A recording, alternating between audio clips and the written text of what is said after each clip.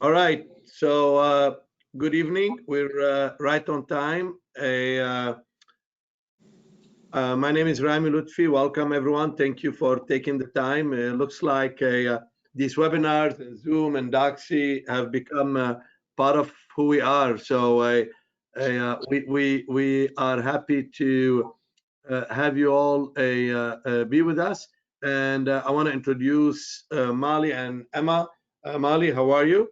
Good. Mali, our physician assistant, and she's pretty much taken over this practice. I don't know what I'm doing here. She taking care of everyone, and she's becoming a very dynamic person leading this program to hopefully where we're heading. Emma is our program coordinator, and she is a dietitian, and just we gave her a degree of a technician today, setting everything together. And we have Michael's cat, uh, who's also part of our family now. Michael, Tracy, welcome. Thank you for taking the time. Gita is another patient with an interesting story to share today, who is just had some technical issues that she's working on. We'll introduce her as she comes along. So I don't want to talk too much. I just want to introduce today. This is something I've been wanting to talk about to many patients who uh, uh, have over the years talked to me, our psychologists, our staff, about things that kind of hold them from achieving their goals. Uh, as we all know, obesity is a multifactorial disease, and as complex as obesity is weight loss. And weight loss is a very complex, like I said, as complex as obesity. And I always say that if I can say one sentence about my career, I always say I was humbled by obesity. Um, Please don't believe any surgeon who would say, they can treat or cure obesity in the operating room. No one can treat, cure a disease that is chronic in 1 hour surgery or 2 hour surgery. So today, Michael, Tracy, and Gita will share, instead of success, they'll share moments of failure, because I think only those who fail do go on to become very successful. And often surgeons care a lot about marketing, and they show beautiful before and after pictures, but not today. So what I want to talk about, not me, what I want people to talk about here today are things that I hear every day in my practice. I'm a single mom. I have 4 kids. My wife cooks very good food. I live in Chicago. It's very cold. I can only walk a couple of months a year. My knees hurt, my back hurt. I cannot exercise, doctor. And I always say to people, think of all the problems in your personal life that led you to be here. Get all your excuses why you're here, and then let's go through them, you and your family, and see how you can work your way around them. So with that, I we'll start, and maybe we'll ask Tracy. Maybe you should just talk. Nothing that I want to ask you as question, but Tracy, I remember you had, I believe, 2 surgeries. Yes. So you have a you had your share, and I do believe that the second surgery was not because the first one didn't achieve the purpose, but you suffered from severe disease, and we were realistic with the expectation that you're gonna need a stage treatment because you had just too much to lose. So tell us about this. You're already uh, uh, been so scared coming to see a surgeon, and all of a sudden surgeons say, well, not only you need an operation, you actually need 2 operations. Yeah. Is that a terrible thing to hear? So no, I don't think it's terrible to hear. I'm saying no now, but initially, I started off on this journey. I was 314 pounds. I knew, okay, this surgery, I wanted to do this. So went, did the surgery, very successful, worked the program, stuck with my meals and my workouts, and got to a point where I'm just like, I'm not losing any weight anymore. Because at the very beginning, you know, I set weight loss goals. So in my mind, it's like I'm following these goals, I'm doing all these things that I need to do, and I stopped seeing results. So I really had to, because I was a little bit negative, like, oh my gosh, what am I doing wrong? Is it me? Is it me? Like changing up my food, calling your office, talking to the diet, like, oh my gosh. And then I had to stop and sort of really hit the reset button. Like I was doing everything right, but in order to continue to reach my goal, I needed more help. So that's when I started to think about, okay, what else can I do? Go in and I talked to you, and you were like, you've checked all the boxes, but your body has hit a plateau. So now it's like, okay, let's explore other options. Because for me, I set out on this journey, and it's just like I want to see it all the way through. So I still had, you know, goals to meet, pounds to lose. So that's when we talked about the second surgery, which I think people initially think that, oh, you failed, so you had to get a second one. No, like, don't enter it into that mindset. This is still a part of the journey. This is still something that helped me get to my long-term goal, which I'm close. I'm this close, maybe 15 pounds away. But I think if I hadn't sort of stopped thinking a little bit negative, or thinking like, is it me? Is it me? What am I doing wrong? And start to say, okay, let me just look at everything, lay it out on the table. Kind of like what you talked about, Dr. Palooza, like, what are the excuses? What are barriers in front of me? How can I, one by one, go through and remove, or, you know what I mean, take it down little by little. So for me, I didn't look at my second surgery as a barrier or a failure. It's a continued stepping stone on this journey that I'm still on. So, and I'll pause it there, because I'll leave room for everybody else to talk, but that's kind of like my story. You always speak so well, Tracy. I do remember actually a lot of what you said personally in the room between you and me. So it's just to hear you now looking back. Michael, you know, you're very special to me, and I remember it was a rocky beginning, and also rocky early post-op. You know, you have your own set of challenges, just like all of us. Can you just talk about this? Well, actually, I didn't see it as rocky. What I saw was that I didn't necessarily know what to expect, and so I expected things that were kind of wacky. And but looking back on it, I don't think it was rocky so much.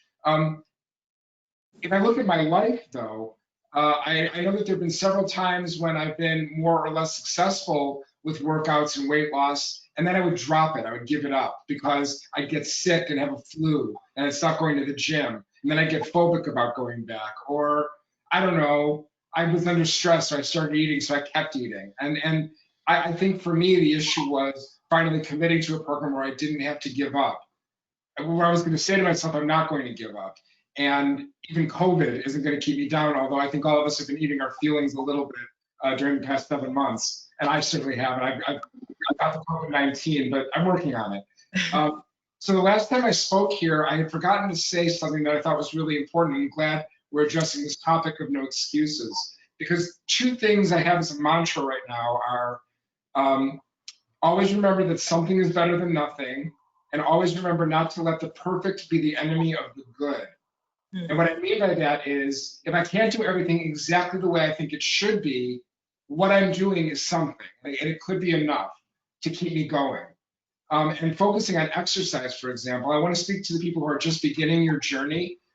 It's so hard to begin an exercise program when, you know, we just had our surgery, we're still quite overweight, we're on a journey of starting to lose. And for me, I remember getting on that elliptical the first time and starting to pedal at level 1, and my heart rate was already at 140. You know, it was very discouraging. I mean, I'm exaggerating a little bit, but not too much. It was very discouraging. But to start with 10 minutes, and then to go to 11 minutes, and then 15 minutes, and to slowly forgive yourself and build, and not care about who's looking at you, and to just remember this is about you and not about anybody else in that gym or anybody else in your apartment or anybody else in your home or your life. It's about you and your process. And there are days that I go to the gym now where I'm exhausted and I'm tired and I've had a bad day or I don't want to go. And I'll say to myself oftentimes, today's the day I'm going to do a really light workout. I'm just going to take it easy today. And then I'll get in there and I'll change my clothes and I'll get to the first machine and I'll say, well, let me do what I normally do and see how it feels. And then eventually, most of the time, I do my regular workout anyway. Even though I've said to myself, it's okay to do it light today. I still may do it regular, or occasionally I do have a light workout, and that's fine because something is better than nothing. So I just really want to encourage the people who are farther along on this journey that when you're feeling like, oh, I just can't do it today, do something because something is better than nothing, right?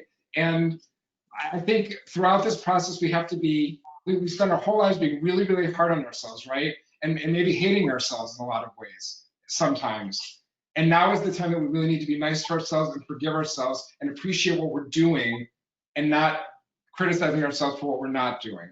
So it's a push and pull, but those are the two things that I really wanted to say last time that I hadn't said, and I wanted to make sure that I said. I think at any stage of the process, it's about, you know, knowing who you are, listening to your body, pushing yourself a little bit, but forgiving yourself when maybe something doesn't go right one day. If I've eaten some ice cream, it doesn't mean I have to eat the whole pint. You know, if I haven't been able to go to the gym, I can still walk around the block. If I can't get on an exercise bicycle, I can get on my bicycle and ride somewhere. You know, you can always do something. So during COVID, it was really, really hard. And another thing that fails me is when I say to myself, you know, I'm really kind of stressed. I'm sort of mad at the world right now. And the way I'm going to react to being mad at the world right now is to punish myself by hurting my program. You know, who does that help? It only hurts me. But it's something I do, and I got to admit that I still do it. You know, COVID has been really hard for me. A lot of job stress and a lot of isolation and, you know, distance from friends and family and people I love. The way to deal with that isn't to punish myself by making myself give up. It's to find a way to keep going so I get to the other side of COVID and make this program a reality. So Tracy, what about that scoop of ice cream? How often it talks to you? Well, so ice cream is not my thing. I don't get swayed by ice cream, but I do think for me, sometimes, right? And I want to be clear, like surgery is not going to make your cravings go away. I think a lot of people think like, oh, as soon as I get that, the cravings don't go away. I think it's just kind of like what Michael said, it's like changing your mindset. Like, don't beat yourself to death if you have a little something. I think, I don't know if it was Molly or Emma who said it before, was that like, when you deprive yourself of things, you want it more and more, and then you go all in. Like my guilty pleasure is like, I love popcorn. So occasionally I'll have a little bit, but I think for me, I think about the journey. I think about the journey that I've been on. And like you said, Michael, like I'm not going to derail my program. Like you have, and no program is perfect, right? Like, and I'm right with you, Michael. Like some days I'm like, oh, I don't feel like going to boot camp to work out. I'm just going to do a little bit. I'm not going to go in as hard, but you get in there and you're just like, I chose this journey for a reason. So you go in and you do it. So I feel like even if you have a slip up or something, like that doesn't mean, that's not an excuse to derail your whole program. So be kind to yourself. Like it does happen. But I think for me, I remember where you were, where I was, limping, my knees hurting, saying I don't want to go to the gym because I'm embarrassed. People are going to look at me. I think about, oh my gosh, am I going to die in my sleep? Oh my, like all of these things. So for me, I think about where I was, where I am now, and how I feel physically, and that motivates me. Like, yeah, popcorn, I love you, but I love me more. So those are the things that I use to motivate myself to stay on track or get on track. But I think it's very important to know that this surgery is not, like you said, Dr. Luke, like it's not a cure. Like you have to continue to work at it. It's an ongoing journey. So, you know, I continue to make short-term goals for myself to get to the long-term goals, you know. So it's constantly thinking about the why you did it. And this is real life, right? Like I have two teenagers. Well, one's not a teenager anymore, you know, and they don't care about your journey. They like what they like. They want their pizza. They want their, you know, I'll say, Mom, we know you're not eating sugar, but whatever. So really it's just thinking about like, okay, this is the food that I like to eat. And You know, I'm adding spinach to, you know, my scrambled eggs and those things. But I feel like they're on their journey. They're teenagers. This is my journey, and I'm not going to let what they do, you know, derail what I'm doing because I worked too hard. You know, I think about the whole 313 pounds that I used to be. Now I'm under 200 pounds, and I've never been under 200 pounds in my adult life ever. So for me, I hold on to that. I think about the non-scale victories. Celebrate your non-scale victories. I'm sitting here, I got my leg crossed. Y'all can't see me, but I got my leg crossed, you know, on the plane. I can get in the seat. I'm not spilling over. I can buckle that seat belt. I can run up a flight of stairs, and I have asthma. I can run up and down a flight of stairs. So those are the things. Think about, celebrate the moments that you worked for and use that as your motivation. Even when you fall off, get back up. Very well said. Geeta, welcome. You know, I'm glad you figured it out in 16 minutes. Well, 16 minutes plus 15 minutes before that, so that will be 31 minutes. Well, welcome, Geeta. So good to see you. You know, we didn't prepare things. I'm going to put you on the spot. So Geeta is she quickly became one of our favorites in the practice. She brings so much energy to the clinic, and so I think exercise was never an issue with Geeta, but she had a kind of disappointing journey. She had the gastric band before. I love the band. I'm one of the very few surgeons who don't say anything about the band. It's not a metabolic surgery, but when the FDA approved the band in 2001, we needed a safer operation because back then in the year 2000, surgery was too risky. You know, we were learning how to do big surgery through tiny little holes, which now we're very good at it. So I think the band was great, but Geeta struggled. I remember she asked me to talk to her primary care in Texas. Was not very much fond of doing another surgery. So I was the evil, greedy guy who wants to operate again on someone who's not that big, you know. But so, Geeta, tell us about it. Your primary care really was not supportive. No one around was supportive. Your husband was. I remember having a great conversation with him. But really, I think one of the excuses that we make is that people around me are not supporting me, and this is like everything in life. When we're not supported, we don't do well. When people are nagging, we don't do well. So maybe that's more for you to talk about. 2 surgeries, you know, someone who's not that big, you look great. So, you know, so tell us a little bit about it. No, I don't know quotes. You have no quote. Take the quotes away. I look great, right? Yes. So I appreciate you having me because I know I'm only 6 weeks out from my surgery, so I haven't gotten to the goal weight that I want to get to, and I don't have the experience that Tracy and Michael have. But the experience that I hope to bring to the table is really around the leading up to the surgery, which was an eye-opening experience for me. As Dr. Lufti said, I didn't have a lot of medical support and advocacy around me. My family and friends that know about the surgery were very supportive.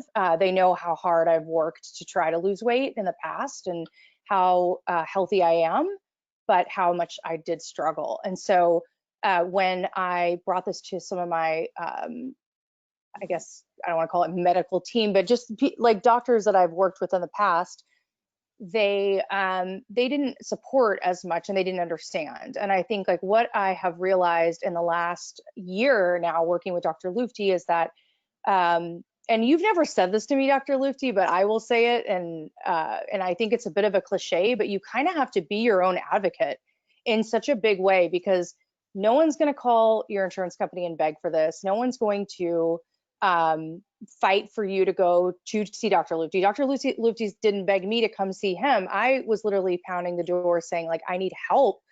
And I have no support around me. How can I do this? Because I know that this is right. And I did all the research. And so that was the thing that I think, like, if you're here today, there's something that's driving you to make a change or do something. I will say, trust that intuition and trust your gut, because there's a reason why you're here. And I can tell you, I am now on the positive side of this journey, and I'm so happy. And it wouldn't have happened. Nobody was ushering me down the corridor to go do this. I had to do it all on my own. So while it may seem lonely, know that there is a team at Dr. Lufti and us as well who can help you. I don't want to offer everybody up, or myself. I should, we all have jobs and a kid, but that's why we're all here. So I hope that helps. Gita, you had the band of all procedure does not really offer as much because it's not a metabolic surgery. Before I get to Molly and Emma, who have really becoming expert in this, what is your excuse? Why did you not do well with the band? We know the band is not as effective as your other surgery that you got. I think you had the bypass. What made you not so successful? I can't blame everything. I have to take a responsibility, and I didn't probably eat the best on it. I found ways around it.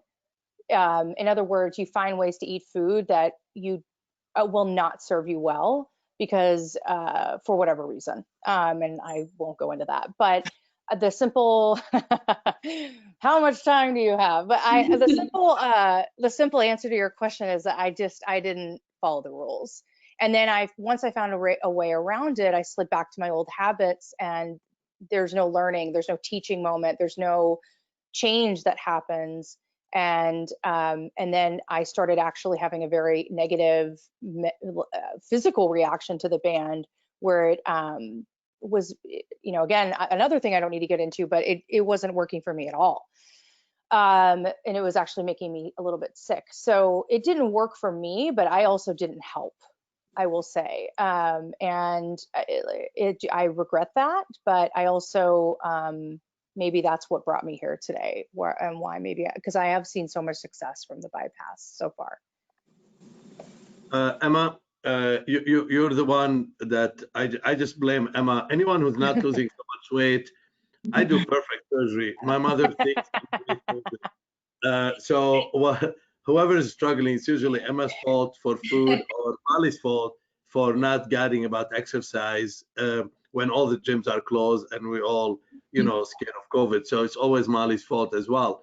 So Emma, you hear all the excuses. What have you learned? I don't know if you have anything to share. I don't know. I think you may have put some slides, or you want to talk, whatever you want.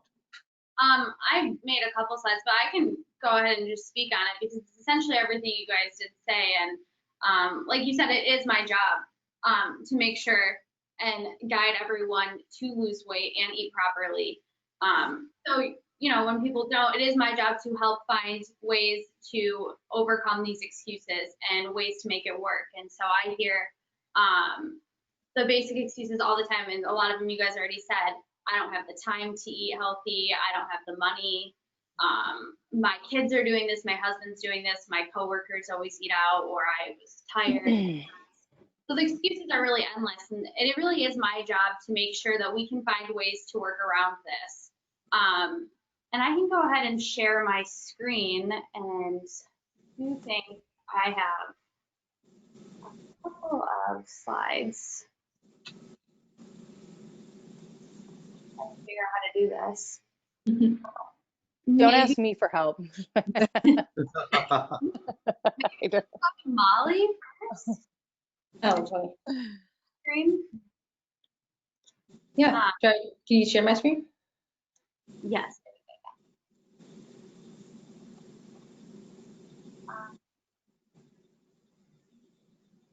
I think. Yeah. Give me 1 second.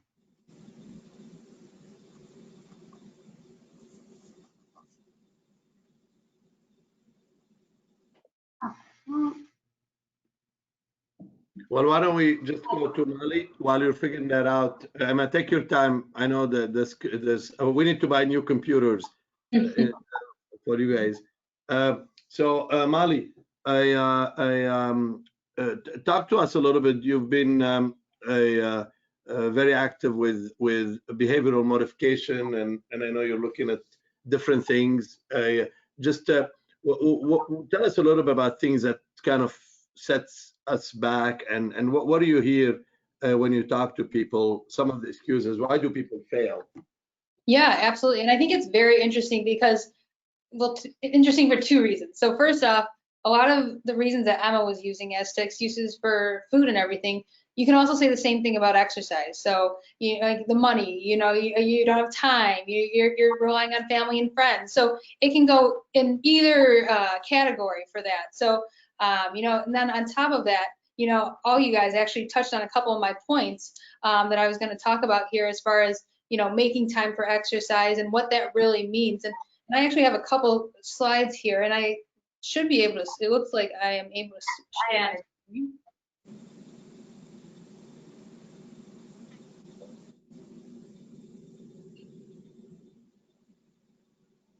Well, regardless, I can go ahead and, let's see, there we go.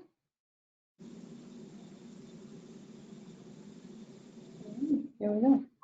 So,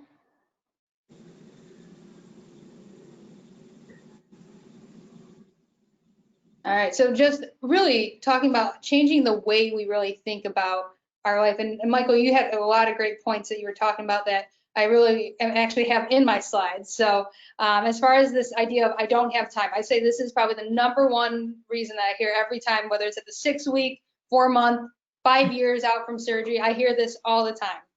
And the biggest thing is we all have the same 24 hours in a day, so we have to find the time to make the time. So really being committed as to what you said, Michael, some exercise is better than no exercise. 10 minutes in the morning is better than none at all. Getting that heart rate up for those 10 minutes, and then it becomes easier and easier to the point where, okay, I can do this for 10 minutes. Now I can maybe get up in the morning, maybe I can make it 20 minutes instead of the 10 minutes. And then you can make it part of your day so that you're really enjoying it and you feel much better in the long run. So really, it's all about that idea of some exercise being better than no exercise. I love how you said that, Michael. And then as far as I was kind of doing some research as far as, with this idea of we don't have time, how with the average American, how much they spend watching TV, scrolling on their phones, there's some really scary numbers out there. So, as far as television and exercise, I kind of challenge you, if you're sitting on the couch watching a half-hour program, if you're sitting on the couch scrolling through the phone, try and do 10 minutes or do, a couple exercise moves, whether it's a couple squats while you're sitting on the couch during a commercial break, holding a plank during that commercial break for the time of that one commercial, and then stopping, waiting for the next commercial during the football Sunday. It's kind of all about how you make the time, because there is a time in our day, it might be hard to think about, oh my gosh, I'm so tired. I just want to sit on the couch and relax, which there is time for that, and it is needed throughout our day. But really kind of idealizing what needs to be done and when we can do it and how we can do it with the time that we have is really very important. And lastly, I hear this a lot too, like Dr. Levy was saying, the single mom that has children has to get them to all their activities. Obviously, probably a little different now in these last couple months, but regardless, still getting people to activities, taking care of people. One, you can incorporate them into your exercise plan. I know a lot of kids love to dance, so if you can find a good Zumba workout, have them join in. If you're driving them to a different activity, rather than sitting in the car and waiting for them, or being worried about going into the whatever it is, a game, or maybe you go around and walk around the park while they're exercising and doing their activity. It's all about how you make that time, really. So that's as far as I don't have time excuse. Now, of course, to the knee and back pain, which can be very difficult. I do see that a lot, where people have a lot of challenges, and like all you guys said, you're not going to be at the most accessible to a lot of exercises that you would like to right at the beginning, but it's all about doing something. So finding what you like. There's a lot of low impact cardio that you can do, whether it's riding your bike, whether it's going into the pool, whether it's finding a form of yoga that you like. And even, with a lot of lower back pain and with knee pain, some does improve. And not necessarily every single one, but some does improve with strengthening the muscles around those areas. So really trying to hone in on those different activities, whether it's just stretching and strengthening, anything is better than nothing, once again. Just to really work on improving some of that knee and back pain, which can go a long way. And lastly, that I can't afford a gym membership, which is very relevant because some of those plans there's a lot of money that has to go into a gym membership nowadays. But there are a lot of insurance companies that are actually offering a lot of different things. So I would definitely inquire with your local insurance company, see if they have any idea or any plans as to what could qualify, paying for partial memberships, paying for some type of activity. I would definitely go ahead, and you see them on a lot of commercials actually now that go ahead and promote that as part of their process. Another part, you can always find a local park or a running trail that you can go ahead and work out without needing that gym membership. And of course, one of my favorites is YouTube videos, which I've been using a lot of just without not being able to go to the gym and everything. So YouTube videos, you'll be surprised what you can find with a YouTube video. I say there's probably, I don't even want to guess how many YouTube videos there are, but there are so many different people targeting so many different areas of exercise. It's really from 5 to 10 to 20, all the way to an hour to 2 hour workouts. They're all there. So you can definitely, and a lot of people have series too. So if you're trying to work something up, definitely try that. And lastly, which I really like, is finding a workout buddy, because that's really what makes you stay accountable. So in order to make sure that you're going to go work out, I really, try and find somebody who's, maybe at the same level as far as exercise, and try and get them to kind of motivate you, or at least have a time throughout your day where you're both working out, so that once again, you're being accountable for your time when you work out. So that is pretty much all I have. Great, Molly. Super awesome. Emma, I wanna ask you two things that I hear so much. Just 10-second answer, right? Just very quick, because I want to get to these guys, but I'm very passionate about this, and you and I never actually talk about this. Answer me. Number one, I cannot afford healthy food. Right, that's one of the ones I hear all the time. And so that is a myth. It's not more expensive to eat healthy. We aren't saying that you need to go to Whole Foods and buy organic products. You don't need any of those things to eat healthy. Picking whole grains and produce that are in season, it's actually cheaper than going out to eat for every meal, and being able to really utilize sales, buying in bulk, freezer space, all these things that really do save you money and give you a bang for your buck. So, you're full and focused throughout the day, and you're actually not eating as much because you feel satisfied with this healthy, nutrient-dense food. And so if you ever feel like that's an excuse for you, give me a call. I'd be happy to kind of walk you through some options and how we can save money. Because eating healthy shouldn't be expensive. It should be sustainable. And that's definitely an excuse I hear a lot. So. All right, Emma, great. That was more than 10 seconds, but you said it very well. All right, I don't need no thin dietitian to lecture me. She doesn't know what I've been through. I know everything about food. I've been in every single weight loss program. Just, I want you to cut my stomach, take as much as you want. I just want something to stop me from eating too much. And so, like we always say, obesity is a metabolic disease, and so your body is fighting against you. And I know most people who come to us have tried a lot. However, we can always do better. Everyone can always do better, and that is why I'm here, to make sure that we are really stretching it out, making sure that we can improve, make healthy changes here or there that don't even feel like big changes, but over time make a difference. And knowledge. This is what I've been trained in. So.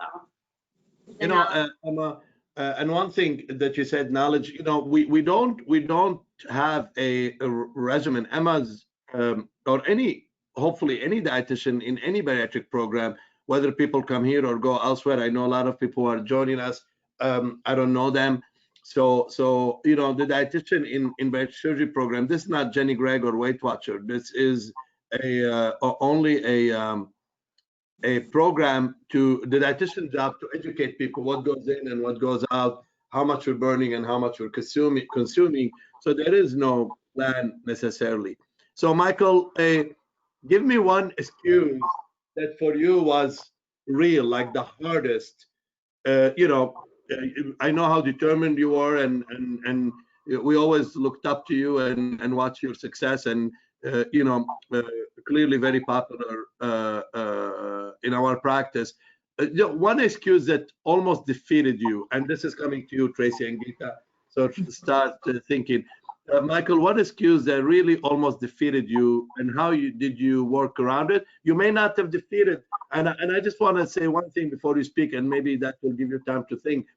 Kind of like when the single mom that we gave the example, the single mom with the 4 kids, unless you're going to give your kids away, you know, they're not going anywhere. They're only going to be bigger and more annoying.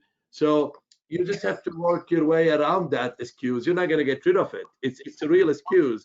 You're single, you're a mother, you have to provide, you have 4 kids, but you're also 287 pounds, and you want to live for them and for yourself. So Michael, the most difficult excuse, and maybe how did you work yourself around it or defeat it?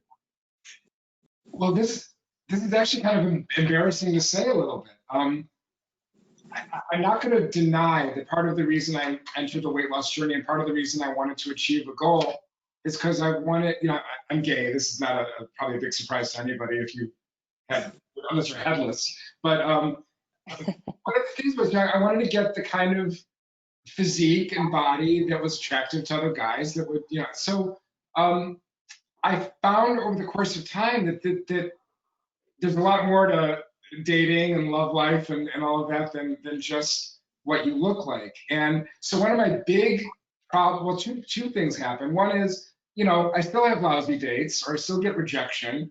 And then there's a part of me that says, oh, why did I even bother? Men are pigs, you know, why didn't I just get fat? It really doesn't matter, you know. And then COVID hit, and then we're all isolated anyway. So it's like, well, what am I even doing anymore? So and it's embarrassing to say, but this is real. What I had to get back to was this really isn't about anybody else but me and my health. Ultimately, there's other things at play. Sure, I love, you know, to be the hit of the beach or whatever, but ultimately, I just want to be healthy. I don't want to die young. I don't want to be sick. And I always have to go back and remember that when I started this journey, I was borderline diabetic. I had very high cholesterol. My triglycerides were through the roof.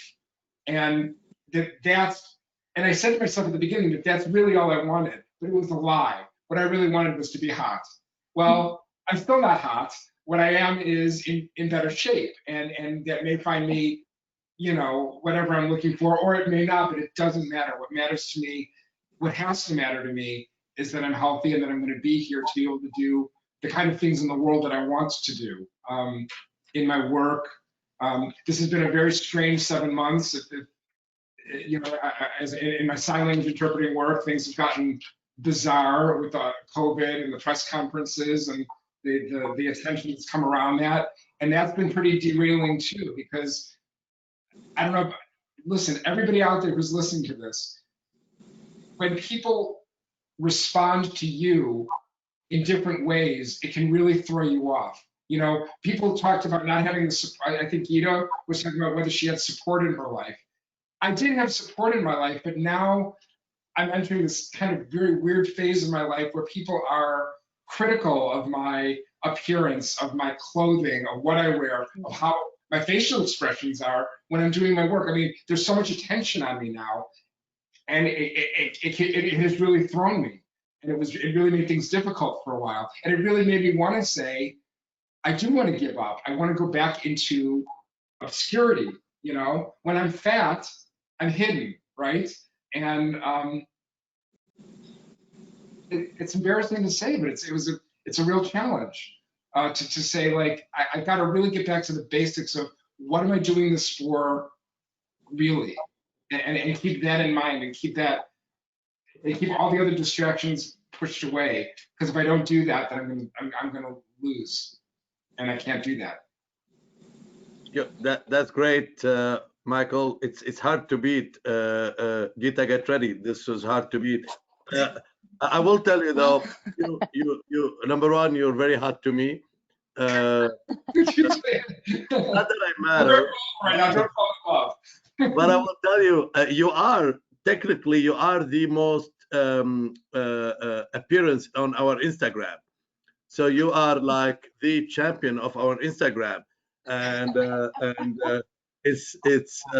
you're definitely, like I said, one of the most popular. I love how you speak, Michael. Yeah, you have a gift to communicate with people, and especially you, because you can communicate to people who no one else can communicate with, and you can communicate to the rest of us who while we can hear and speak, still are unable to understand other people. So you have the gift of communication. Truly, Michael, I love to hear you talking. Thank you so much. Just one last thing, and that is when you've worked for 3.5 years, that my surgery was 3.5 years ago, when you've worked for 3.5 years, and then you read online comments that say you look like Screech from Saved by the Bell, you pretty much want to give up at that point, right?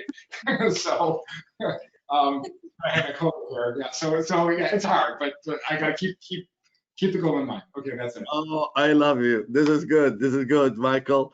Gita, you're next on my screen. Okay, I can't follow that. I'm just going to tell you really what my realization, my excuse was, and I didn't realize it was an excuse until I had to go to the pre-surgery diet. And I haven't shared this with anybody on the call, but I am seeing a therapist, and I actually am now able to understand that I was an incredibly severe emotional eater. And I did not know the difference between head hunger and mouth hunger. And until getting and taking this surgery seriously and working with Dr. Luthina's staff and prepping for the surgery and doing the diet, all that stuff, did I realize how much I was eating because I was stressed out. And I always thought emotional eating was you go sit in the closet and eat a Twinkie and you cry. I never realized it manifested itself in having a glass of wine and eating cheese, and then that ending up in ice cream and Twinkies anyways. But I was literally doing that every single night. And when COVID hit, I found myself doing it even more. And it was really actually a relief in a way to realize that is what was holding me back. I was working out so much. I would do intermittent fasting all day. I would eat protein, during the day. I ate like a monk. You would never know that I had an eating problem. And then as soon as the lights went out, or people weren't around, I should say the lights went out, but at night when I had time to sit down and sit on the couch, I would eat, and I would never paid attention to it. And it wasn't until I couldn't do that I realized how much I was doing it. And when I say I couldn't, you have to go through a 2-week, I don't want to scare anybody, but 2-week pre-surgery diet. Molly and Emma have heard enough of me talking about, can I have some chicken? Just a little bit of chicken on this diet. And it's so important because it's preps you for the surgery and makes it safe. But you also learn a lot about yourself and how much, let me speak for myself. I learned a lot about myself and how much I was doing that emotional eating, that mouth hunger. I remember at one point, this is a little embarrassing, but during the pre-surgery diet, I don't think I've said this to anybody.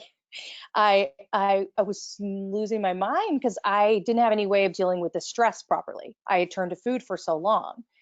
So if you have good, healthy coping mechanisms, maybe this won't be so hard, but I didn't. And I remember taking bread and chewing it and just, and then I spit it out because I was just I need to get the stress off my back.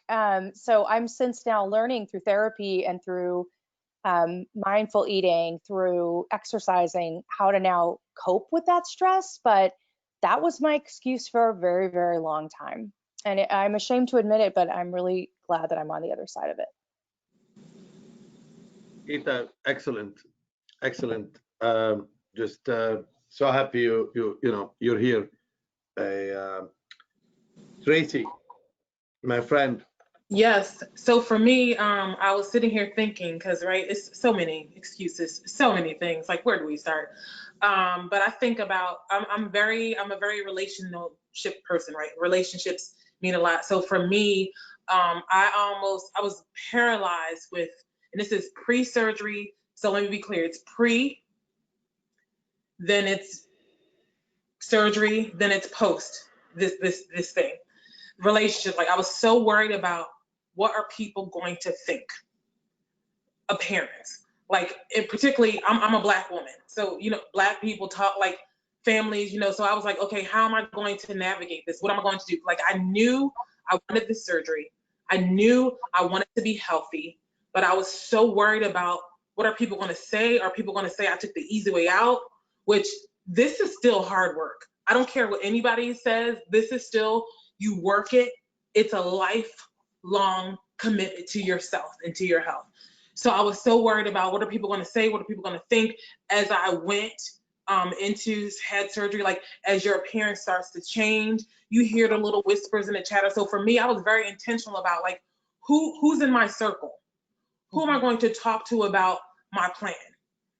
I very couple close people. Well, of course, my spouse, of course, because you live with that person. But chatter, work. I was very intentional about like, who am I going to tell and what to, because I already had enough going on in my head. I didn't need somebody talking to my ear, trying to talk me out of it, looking over my shoulder saying, are you supposed to eat that? Or, oh, you don't look like you gained it, you lost enough, or, oh, you're gaining. Like, I didn't need to hear all that, because we're our own worst critics. So for me, it was very about relationships, and I worried about, oh my gosh, what are people going to think? What are they going to say? And even now, people are just like, oh my gosh, look.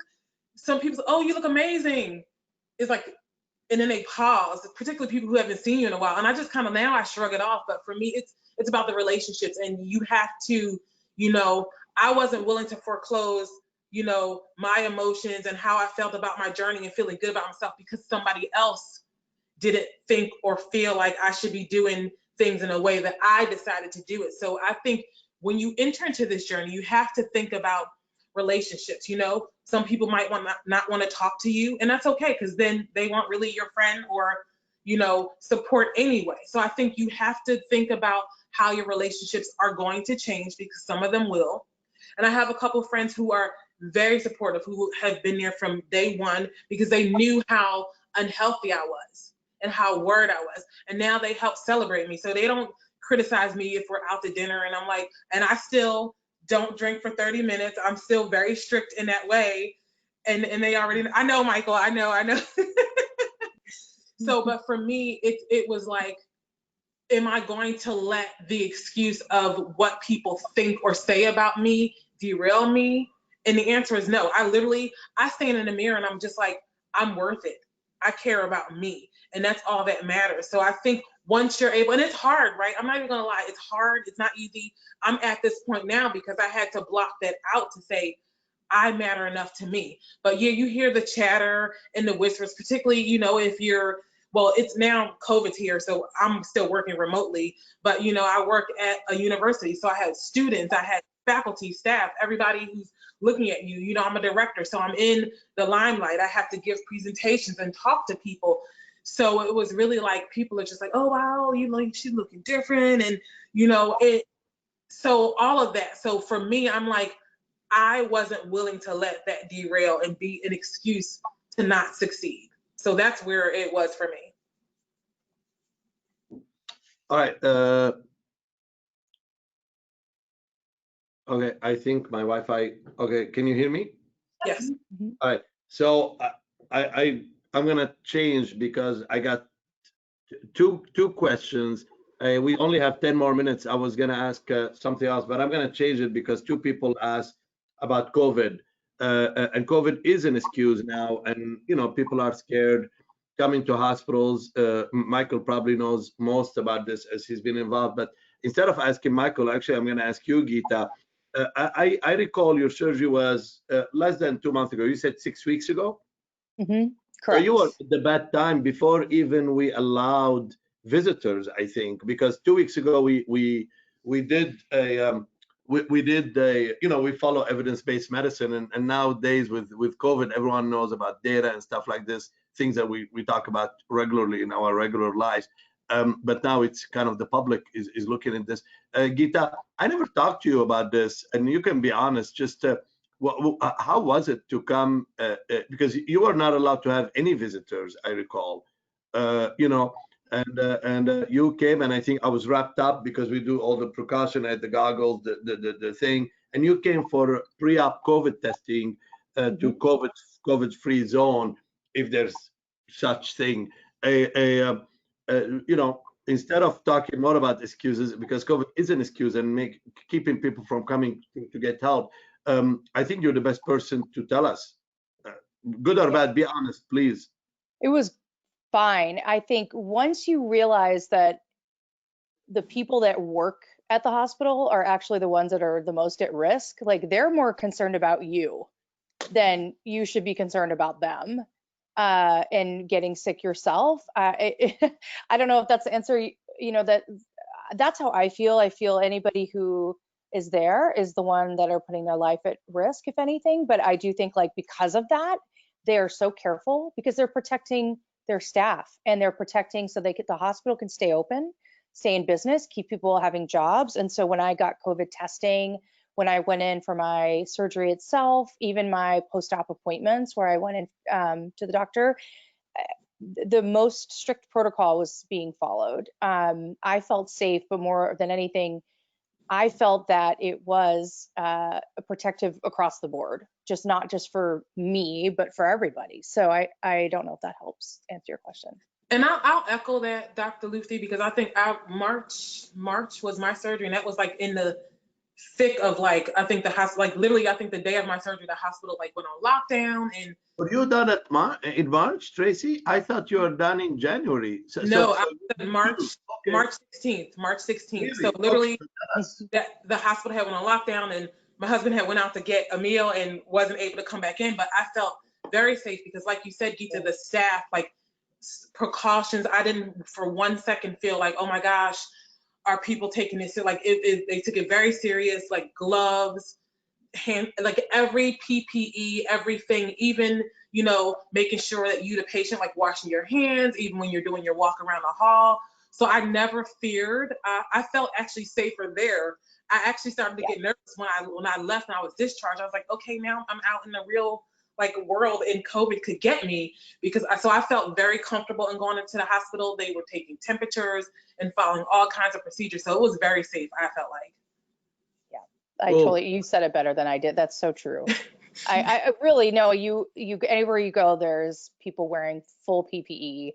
People are very much masked up. I was masked up. Even in the recovery room, I was wearing my mask, and that was totally fine. And everybody was very safe, followed protocol. And you said it, Dr. Lufti, like we're now at the point, and I know that's so different for you, Tracy, but we have the data, we know what to do, I think, to really protect ourselves. So all those precautions are being followed, and they are asking the same of you. And so as a result, you sort of see how it can work really well when everything is being followed to the T. If you are one of those people who is going back to a gym, remember that that's a very risky environment right now.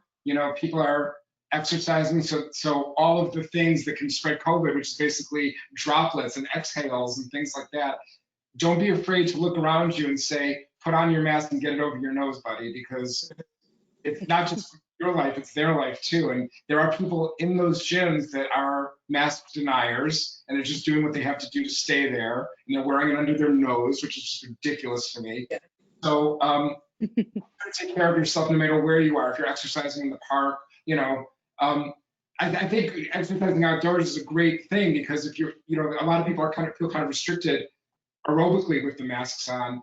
If you're outdoors, I think you can, and you're socially distanced, you can take that mask off, and maybe it's a little bit easier, particularly if you're just starting out in an exercise program, to get that aerobic stuff, the walking, the running, the jogging, the riding done, if you can stay outdoors and away from people. But if you are going into the gym, be sure you're following those precautions, washing your hands.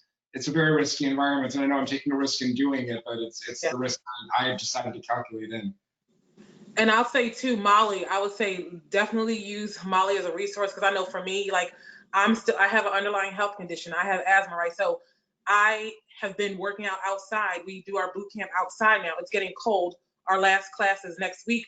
I'm terrified, Michael, you're right, to go into the gym because I don't want to. And there are some people who aren't wearing masks. So for me, I think about the things that Molly told me, like what I can do when I go to the park, walk the straight, run the curb, all these things. So I would encourage y'all, reach out to Molly. She gives great advice on ways that you can stay active and stay safe. Because for me right now, I'm not going back into the gym, but I don't want to derail my program. So I need to keep active and keep moving, whether it's walk to 2 train stops. I have a dog. I walk my dog. Just find something to keep yourself moving. Okay, 5 more minutes. Molly, Emma, maybe 1 minute each, and then 1 minute each of these guys. Molly, the worst excuse that really kind of threw you off. I'm putting you on the spot, so it doesn't have to be perfect. Or Emma, you listen. We have so much Kleenex in here. People do get emotional, and the hope is we turn sad stories into happy stories. Very quickly, Molly, just less than a minute. Big excuse threw you off. The lack of, especially in the last year, has definitely been, I don't want to go to the gym. What should I do? And I think, Michael, you talked about your experience. Definitely some people feel comfortable to go back. Other people, it's cold outside, but you still have the ability to bundle up and go and find something to do outside. All right, great. Emma, excuse you couldn't really, say much about. I think, kind of it's been touched on, but ever since COVID, I work from home all day. I eat more, I go to the fridge to snack more, all I do is eat.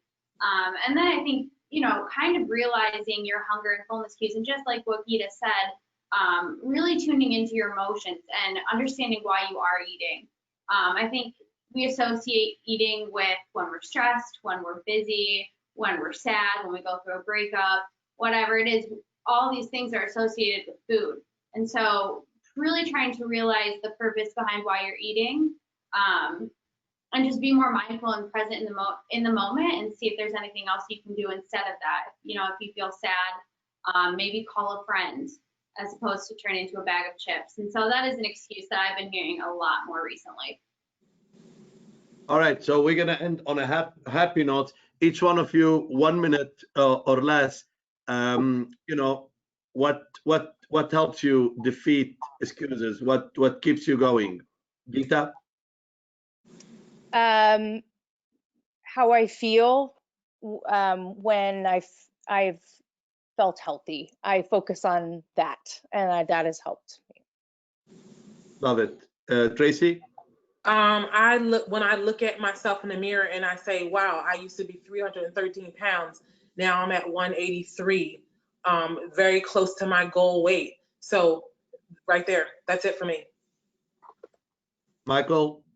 I'll go back to what I said at the very beginning, those 2 phrases that I use as my mantra: something is better than nothing, and don't let the perfect be the enemy of the good, because what you're doing is good. It's good for you, it's good for people around you, and keep that in mind. Only you're doing this for yourself and for your health, and everything else is extraneous. So filter it out and focus on the goal.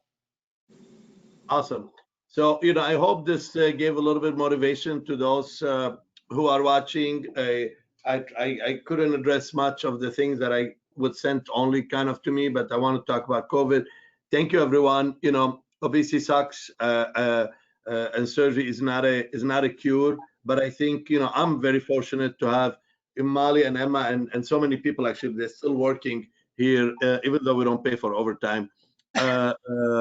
Everyone is still here, and just so many people behind the scene that really care about you guys. And I just wanted to make sure I recognize them because they didn't get on the screen. Thank you so much.